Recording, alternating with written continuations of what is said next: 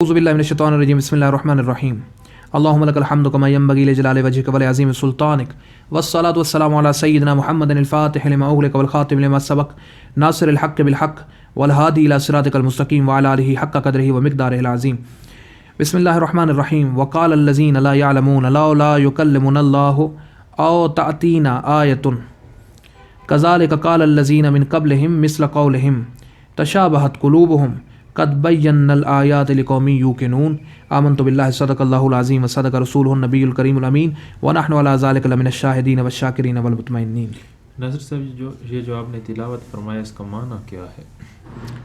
اس کا معنی یہ ہے کہ رب ذوالجلال نے ارشاد فرمایا وقال الذین، اور کہتے ہیں وہ لوگ جو لا یعلمون، جنہیں علم نہیں۔ ٹھیک ہے، کیا کہتے ہیں؟ لولا یکلمنا اللہ، اللہ ہم سے کلام کیوں نہیں کرتا، او تاتینا آیتن، یا پھر ہماری طرف کوئی آیت کیوں نہیں نازل کرتا، یا ہماری طرف کوئی آیت کیوں نہیں بھیجی جاتی۔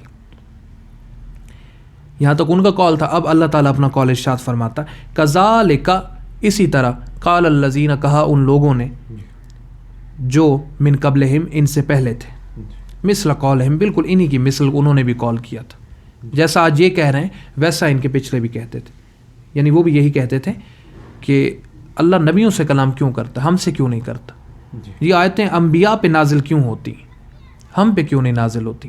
ٹھیک ہے، تو اللہ تعالیٰ فرماتا تشابہت قلوبہم، ٹھیک ہے، ان کے دل مشابہ ہو گئے، یعنی کہ دلوں نے ایک ہی جیسی بات سوچی۔ قد، تحقیق، بینا الآیات، ہم نے بیان کر دی ہیں نشانیاں، ہم نے نشانیاں بیان کر دی ہیں لقوم یوقنون، اس قوم کے لیے کہ جو ایقان اور یقین رکھنے والی ہے، ہم نے اسے نشانیاں بیان تو کر دی۔ ٹھیک ہے، یہ اس کا ترجمہ ہے۔ تو اس میں اس کی وضاحت کیا ہے اور اس میں ہمارے لیے کیا کیا پیغامات ہیں؟ وضاحت یہ ہے کہ اللہ تعالیٰ نا انسانی فطرت کو بیان کر رہا ہے۔ ایک تو یہ صرف جملہ یہ نہیں کہ ہماری طرف کیوں نہیں، ہم پہ کلام کیوں نہیں نازل ہوتا، اصل میں وہ لوگ اعتراض کے طور پہ کہتے تھے کہ ان میں ایسا اسپیشل کیا ہے جو ان پہ اللہ نازل کرتا ہے اور ہم سے کیوں نہیں بات کرتا۔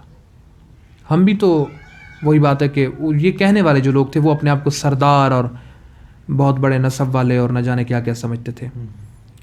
ٹھیک ہے، اور آدمی کتنے دھوکے میں ہوتا ہے کہ وہ اپنا تقابل انبیاء سے کرتے تھے۔ ٹھیک ہے، وہ اپنا تقابل انبیاء سے کرتے تھے۔ رب ذوالجلال یہی فرما رہا ہے کہ یہ صرف یہ نہیں کہتے تھے، ان سے پہلے بھی یہی کہا گیا۔ ٹھیک ہے، تو اللہ تعالیٰ نے اس کے ایک فیز کا جواب دیا یہاں پہ۔ ایک تو یہ ہے نا کہ تم اگر اس بات پہ معترض ہو کہ اللہ نے ان کو رسول کیوں بنایا، تو اس کا جواب تو وہ پہلے ہی بیان کر چکا نا۔ ٹھیک ہے، کہ اللہ تعالیٰ یختص برحمتہ من یشاء، جسے چاہتا وہ اپنی رحمت سے مختص کر لیتا ہے۔ ٹھیک ہے، اور اس میں صرف یہ بات نہیں ہوتی کہ بس جس پہ آ گئی بات، بلکہ معیار کے معاملے میں وہ بہت با کمال ہستی ہے۔ آپ اس پورے عالم میں پرفیکٹ بیلنس کو دیکھیں، آپ کا دماغ ٹھکانے آ جائے گا۔ تو انبیاء وہ ہیں جو اس کے پرفیکٹ بیلنس پہ پورے آتے تھے۔ اگر لوگ باقی اس بیلنس پہ پورے آتے ان کو بھی وہ نبی بناتا۔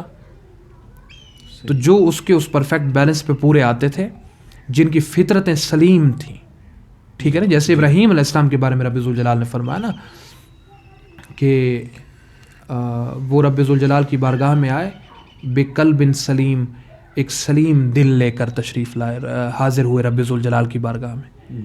تو جن کی فطرتیں سلیم تھیں، اور نبوت کے معیار کی سلیم فطرتیں، سلیم ہونے کے بھی اپنے معیار ہیں نا۔ ٹھیک ہے، تو نبوت کے معیار کی جو سلیم فطرتیں تھیں، اللہ نے ان کو نبوت عطا کی۔ جو اس معیار پہ پورا نہیں آتا تھا، تو رب ذوالجلال کی میرٹ ہے، وہ لوگ پورے نہیں آتے تھے تو ان کو نبی نہیں بنایا۔ تو یختص من یشاء برحمتہ، یختص برحمتہ من یشاء، جسے چاہتا وہ اپنی رحمت کے ساتھ خاص فرما لیتا۔ تو ایک تو یہ ہو گیا معاملہ۔ دوسرا ایک اور جواب بھی دیتا ہے کہ تم اس بات کے پیچھے کیوں پڑے ہو کہ تم پہ نشانیاں نازل ہوں، تم اس چیز کے پیچھے کیوں پڑے ہو کہ نشانیاں تم پہ نازل ہوں۔ کیا نبیوں کو جو نشانیاں رب ذوالجلال نے بتائی ہیں، جو آیات بتائیں، تم سے پوشیدہ ہیں؟ کیا نبیوں نے تمہیں بتا نہیں دی؟ تو جب اللہ کے انبیاء کرام علیہم السلام نے ارشاد فرما دی ہیں، تو پھر ان نشانیوں میں غور کرو اور اللہ تعالیٰ کو پہچانو۔ ٹھیک ہے، تو نازل ہونا کیا لازمی ہے کہ تم پہ نازل ہوں؟ حق تو حق ہے، تم پہ اگر نازل نہیں ہوا کسی اور پہ ملا تو لے لو. اور یہ ویسی بات ہے جیسے ہم اپنی زندگی میں ہزاروں چیز یار فلاں چیز نہیں اور ہمارے پاس اس کے متبادل یا اس سے بھی بہتر ہزاروں چیزیں اور موجود ہوتی مگر ہم اس غیر موجود چیز کا شکوہ کرتے نہیں تھکتے. اور نقصان کیا ہوتا ہے کہ جو بہتر چیزیں موجود ہیں ان سے حظ اٹھانے سے یا ان سے فائدہ اٹھانے سے بھی ہم محروم ہو جاتے ہیں. ٹھیک ہے نا. اور یہ زندگی میں ہر جگہ ہمارے ساتھ ہو رہا ہے. جس کے پاس جو ہے نا وہ زندگی کی کچھ سہولتیں موجود نہیں ہیں وہ مرا جا رہا ہے کہ یار وہ سہولتیں میرے پاس کیوں نہیں, اور ان کے حصول کے لیے وہ اپنے پورا جو ہے جی جان لگا کے محنت کر رہا ہے. لیکن وہ یہ نہیں دیکھتا کہ اس سے بہتر سہولتیں میرے پاس موجود ہیں, میں ان سے فائدہ اٹھاؤں, میں ان کی طرف توجہ کروں. اور یہی حال ان لوگوں کا تھا کہ اس مصیبت میں پریشان تھے کہ ان پہ یعنی انبیاء کرام پہ کیوں آیت نازل ہوتی, ہم پہ کیوں نہیں ہوتی.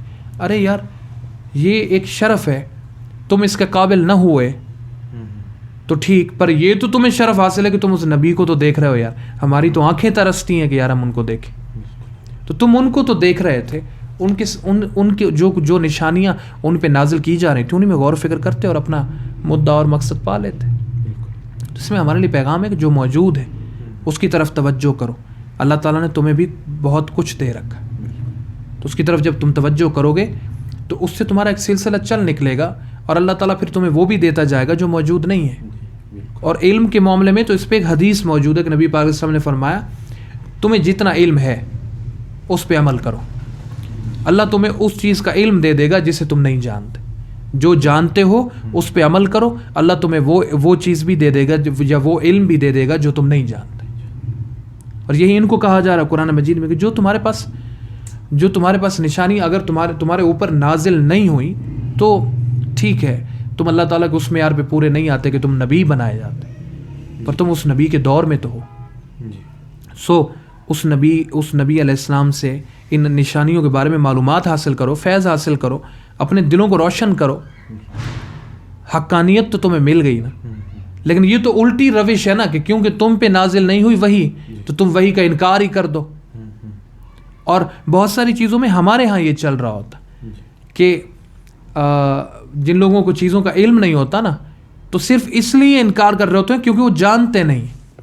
ہمارے یہاں بہت سارے انکار صرف اس لیے کیے جاتے.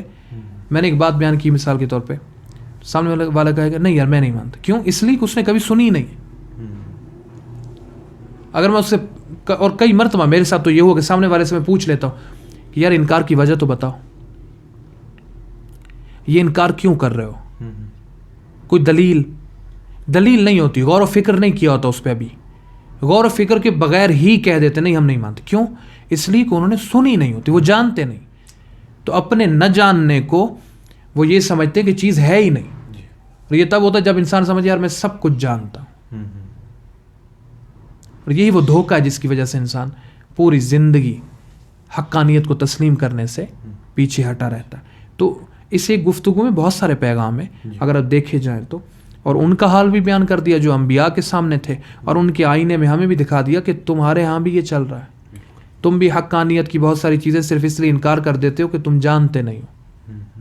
تم بھی اپنے پاس موجود نعمتوں کی ناشکری کرتے رہتے ہو صرف اس لیے کہ تمہارے پاس کچھ اور نعمتیں ہیں جو موجود نہیں ہیں, حالانکہ تمہیں چاہیے تھا کہ جو نعمت موجود ہے وہ اس سے تم فائدہ اٹھاتے, اس کا شکر کرتے. اور اسی طرح تمہارے پاس لازم ہے, تم اس چکر میں مت پڑو کہ تمہیں جو ہے نا وہ ہائر رینکس کیوں نہیں ملتے.